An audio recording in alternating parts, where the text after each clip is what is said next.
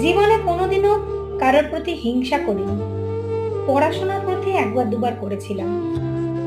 কখনো কারোর সাথে পাল্লা দিইনি যে ওর ওটা আছে আমাকেও আমার সেটাই থাকতে হবে, না হলে আমি নিজেকে ভীষণ ছোট মনে করছি, খুব কমতি অনুভব করছি, কক্ষনো করিনি। পাল্লা দেওয়া আমার রক্তে নেই। কারোর প্রতি কখনো হিংসা করিনি, পাল্লাও দিইনি, কাউকে কখনো ছোট করিনি।